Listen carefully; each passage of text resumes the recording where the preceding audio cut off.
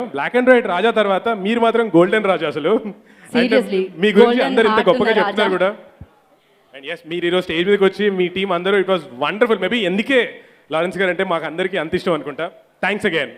Right. So Lawrence గారి మనసులో ఉన్న మాటలు కొన్ని నేను చెప్పాలనుకుంటున్నాను, చెప్పనా? ఎస్.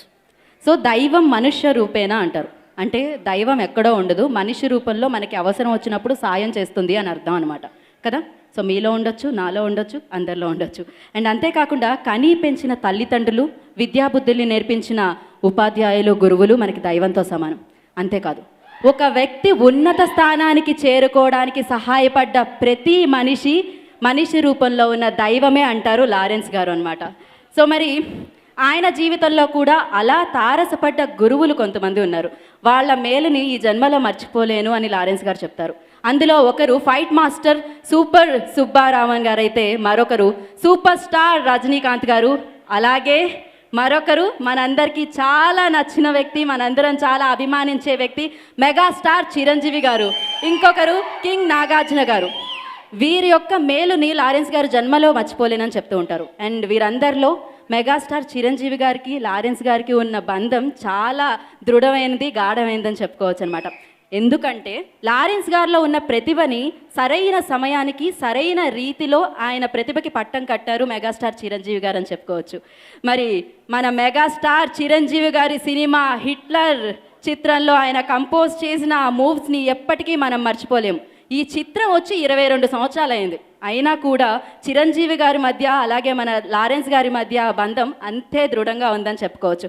మరి లారెన్స్ గారి మీద ఉన్న అభిమానాన్ని మన మెగా స్టార్ చిరంజీవి గారు ఒక వీడియో బైట్లో వ్యక్తపరిచారు. మరి దాన్ని మనం చూసేద్దామా?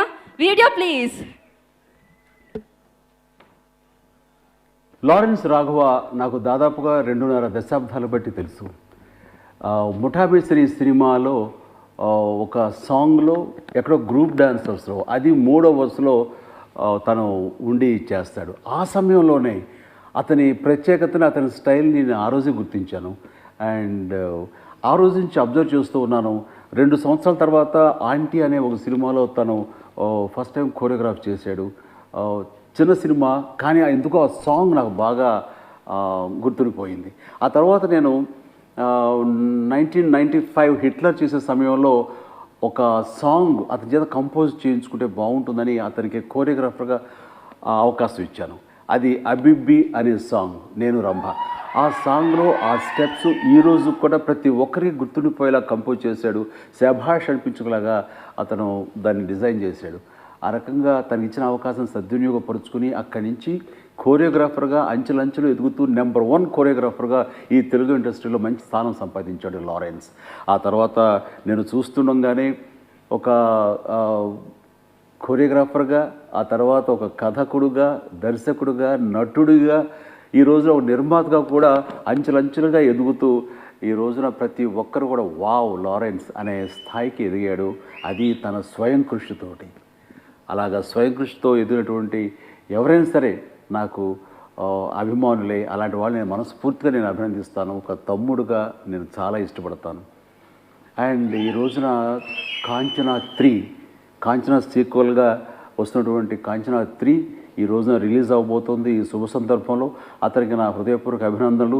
గత సినిమాల్లాగానే ఈ సినిమా కూడా విజయాన్ని చవిచూస్తుంది అంటలో ఎలాంటి సందేహం లేదు. ఖచ్చితంగా విజయం సాధిస్తుంది. ఆ రకంగా మరొక కలికితురాయి అవుతుంది లారెన్స్ కెరీర్లో. అలాగే ఈ సందర్భంగా అతను తన లారెన్స్ చారిటబుల్ ట్రస్ట్ బ్రాంచ్ని ఈ హైదరాబాద్లో కూడా ఓపెన్ చేస్తున్నందుకు నేను హృదయపూర్వక నా అభినందన తెలియజేస్తున్నాను. ఇప్పటికే ఈ ట్రస్ట్ ద్వారా చెన్నైలో దాదాపుగా 200 మంది పిల్లలకు తను విద్యని అందిస్తున్నాడు ఉచితంగా. అదేవిధంగా ఒక 150 మంది పిల్లలకు హార్ట్ ఆపరేషన్ చేసి వాళ్ళకి జీవితాన్ని ఇచ్చాడు. ఒక 60 మంది పిల్లల దాకా తను పూర్తిగా అడాప్ట్ చేసుకుని వాళ్ళ బాగోగులు తనే చూస్తున్నాడు. ఇలాగా ఎన్నో రకాలుగా చిన్నపిల్లలని బాగోగులకి ఆ ట్రస్ట్ ద్వారా వచ్చేటటువంటి ఆ మొత్తాన్ని వినియోగిస్తూ చాలా అద్భుతమైన సేవలు చేస్తున్నాడు.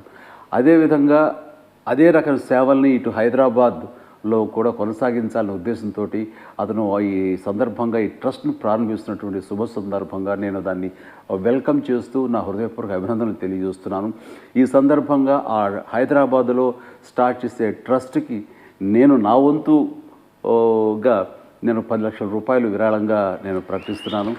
అండ్ లారెన్స్ ఇంత తనకున్నంతలో ఇలా ప్రజాసేవ చేయటం కానీ, ఈ కళాసేవ చేయటం కానీ, ఇలాగా అంచెలంచెలుగా తన స్వయం కృషితోటి అభివృద్ధిలోకి రావటం, ఎంతోమందికి స్ఫూర్తిగా తను నిలబడటం చూస్తుంటే శభాష్ అని అనిపిస్తుంటుంది.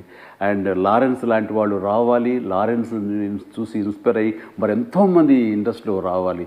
అలాంటి వారికి ఒక సెంటర్ ఆఫ్ అట్రాక్షన్ అంటే ఒక స్ఫూర్తి ప్రదాతగా ఉన్నందుకు నేను మనస్ఫూర్తిగా లారెన్స్ని అభినందిస్తున్నాను, ఆశీస్సులు అందజేస్తున్నాను. I wish him all the best. ఈ కాంచనా 3 కూడా పెద్ద హిట్ అవ్వాలని మనస్ఫూర్తిగా కోరుకుంటున్నాను. God bless you Lawrence. Thank you megastar megastar Chiranjeevi so much. So నిజంగా ఇందాక మనం అనుకున్నట్టు గురువుల్లో ఒకరు, ఆయనకు కూడా మనిషి రూపంలో ఉన్న దైవం అని చెప్పొచ్చు. ఎందుకంటే ఆయన కూడా ఎన్నో సేవా కార్యక్రమాల ద్వారా ఎంతో మందికి సాయం చేయడం జరిగింది, ఎంతో మందికి స్ఫూర్తిగా నిలవడం జరిగింది అనమాట. అండ్ నిజంగానే అహం బ్రహ్మాస్మి అంటాం కదా, అంటే మనలోనే భగవంతుడు ఉన్నాడు అని అర్థం అనమాట. దాన్ని కరెక్ట్గా మనం ఇప్పుడు ఒక మనిషికి ఇంకొక మనిషి కాకపోతే ఇంకెవరు సహాయం చేస్తారు చెప్పండి? చెట్లు పుట్టలు అయితే చేయలేవు కదా. సో మనమే ఇంకొక మనిషికి సహాయపడాలి. సో దీన్ని గుర్తించి ఎంతో మందికి సహాయం చేస్తున్న లారెన్స్ గారు, హ్యాట్స్ ఆఫ్ టు యూ. మళ్ళీ చెప్తున్నాను, మీ హార్ట్ నిజంగా golden heart sir. Yes. So మరి ఇప్పుడు మన రాఘవ లారెన్స్ గారిని వేదిక మీద రావాల్సిందిగా, మీరు చప్పట్లతో స్వాగతం పలకవలసిందిగా కోరుకుంటున్నాను. సో ఇప్పుడు మరి ఈ కార్యక్రమానికి విచ్చేశారు చీఫ్ గెస్ట్గా, ప్రత్యేక అతిథిగా. అయితే డెఫినెట్గా ఆయన సినిమాలు చూస్తూ ఉంటే, అంటే ఆ ప్రొడక్షన్ నుంచి సినిమాలు వస్తే ఎంత అందంగా ఉంటాయో, ఆయన ఒక వేడుకలో ఉంటే అంతే అందంగా ఆనందంగా మారుతుందన్నమాట ఆ వేడుక. సో ఆయనే మనందరికీ చాలా నచ్చిన వ్యక్తి మన అల్లు అరవింద్ గారు. అల్లు అరవింద్ గారిని వేదిక రాసిందిగా స్వాగతం పలుకుతున్నాము. అలాగే బొకే అందించవలసిందిగా ప్రొడ్యూసర్ మధు గారిని కూడా రిక్వెస్ట్ చేస్తున్నాం. Please come on stage.